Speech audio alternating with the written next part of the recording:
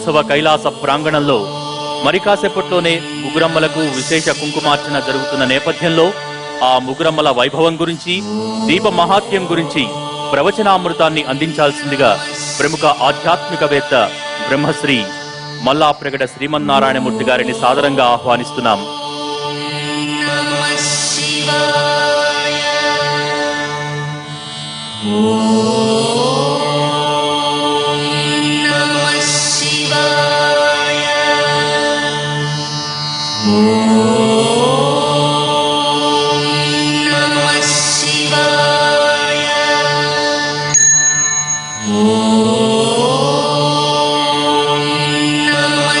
ప్రవచనామృతాన్ని ప్రారంభించవలసిందిగా కోరుతున్నాం.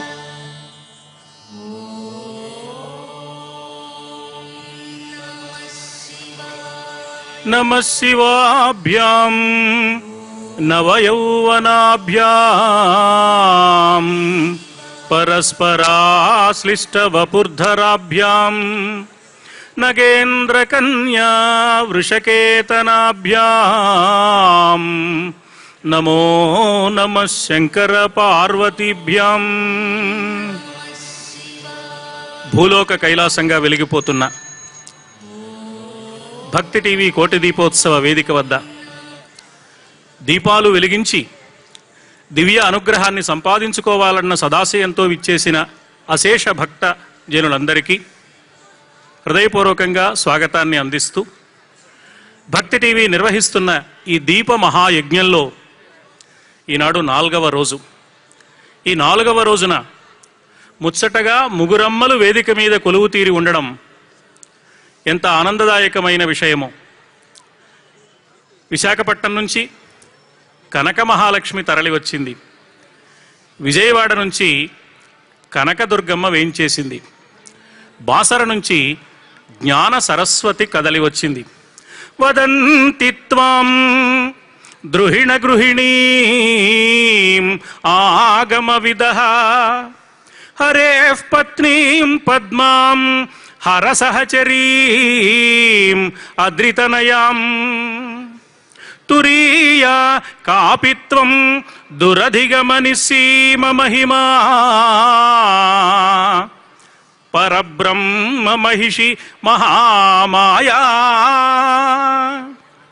జగద్గురువులైన ఆదిశంకరులు సౌందర్య లహరిలో అమ్మ దివ్య వైభవాన్ని కీర్తిస్తూ, అమ్మా ఎవరమ్మా నువ్వు?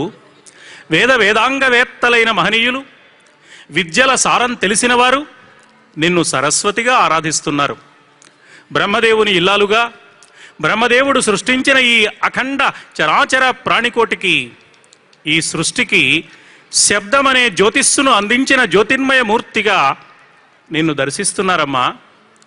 మరికొందరు హరే పత్నీం పద్మాం,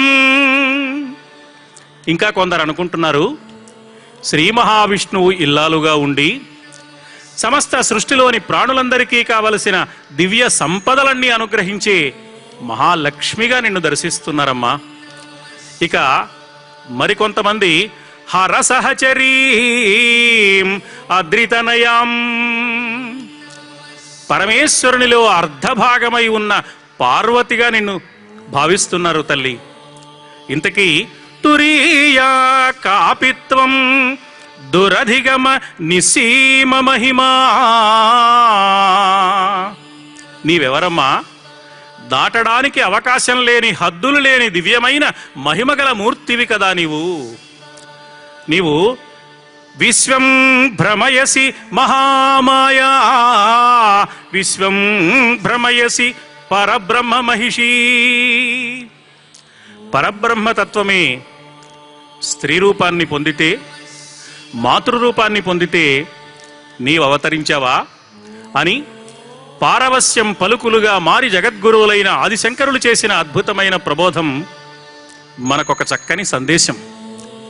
ఒకే శక్తి ఎన్ని రూపాలైనా పొందుతుంది. మానవుడికి ఏం కావాలి అంటే మొట్టమొదట జ్ఞానం కావాలి, ప్రపంచం పట్ల అవగాహన కావాలి, సృష్టి ధర్మాల పట్ల సక్రమమైన ఆలోచన విధానం కావాలి. దాన్నే విద్య అన్నారు, దాన్నే పాండిత్యం అన్నారు, దాన్నే జ్ఞానం అన్నారు. ఈ జ్ఞానాన్ని మనకు అనుగ్రహించడానికి పరమేశ్వరుని ఇల్లాలుగా ఉన్న అమ్మవారు తాను సరస్వతిగా మారింది. మానవుడు యుక్తాయుక్త విచక్షణ జ్ఞానం లేకపోతే, ఏది మంచిదో ఏది చెడో తెలుసుకోలేకపోతే, ఏది చేయదగినదో ఏది చేయరానిదో గుర్తించలేకపోతే తాత్కాలికంగా ప్రయోజనాన్ని పొందినట్లు కనిపించినా చివరకు కష్టాల పాలవుతాడు, నష్టాలు పొందుతాడు. అవకాశాలు అంది వచ్చినంత వరకు ఇతరులను హింసిస్తాడు. పరిస్థితులు తారుమారైతే తానే భయంకరమైన బాధలు కొని తెచ్చుకుంటాడు. మానవుడు ఎలా ప్రవర్తించాలో, ఎలా ఆలోచించాలో, జీవన వైఖరిని ధర్మబద్ధంగా 10 మందికి ఉపయోగపడే విధంగా, తన వల్ల ఎవరికి ఎన్నడూ ఏ విధమైన కష్టము కలగకుండా ఉండే తీరులో ప్రవర్తించడం నేర్చుకున్నప్పుడు మాత్రమే ఆనందాన్ని పొందగలడు. ఆ ఆనందాన్ని ఇవ్వడానికి కావలసిన విద్యను ప్రసాదించే వేళ అమ్మ సరస్వతిగా అవతరించింది.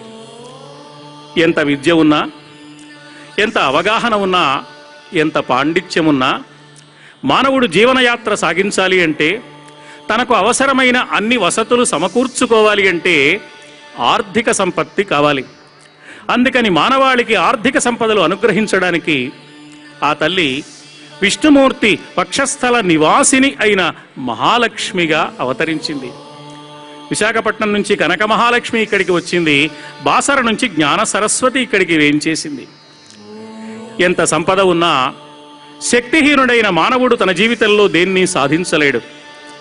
ఆ శక్తి ప్రదాత్రిగా, పార్వతిగా, దుర్గా స్వరూపం ఇంద్రకిలాద్రిపై కొలువుతీరి మల్లేశ్వరుని అర్ధభాగమై విరాజిల్లుతున్న అమ్మవారి ఇక్కడికి వచ్చింది.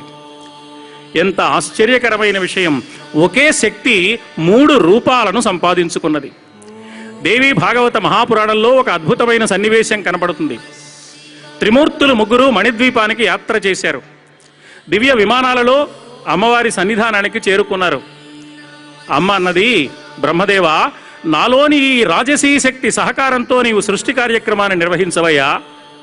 విష్ణుమూర్తి, నాలోని సాత్వికీ శక్తిని నీవు సహచరిగా స్వీకరించి ఈ కార్యక్రమాన్ని ఏర్పాటు చేసిందో ఆ లక్ష్యానికి అనుగుణమైన ఆశయానికి కావలసిన సంస్కార బలం మనందరికీ లభించుగాక అని ఆకాంక్షిస్తూ ఈ పండుగలో నాకు పాలు పంచిన శ్రీ నరేంద్ర చౌదరి గారికి, వారి బృందానికి మరొక్క మారు ధన్యవాదాలు తెలియచేస్తూ హర హర మహాదేవ శంభో. ఈనాటి కోటి దీపోత్సవ కార్యక్రమంలో ఆ ముగురమ్మల వైభవం గురించి, దీప మాహాత్యం గురించి ప్రవచనామృతాన్ని అందించిన బ్రహ్మశ్రీ మల్లాప్రగడ శ్రీమన్నారాయణమూర్తి గారికి ధన్యవాదాలు తెలియ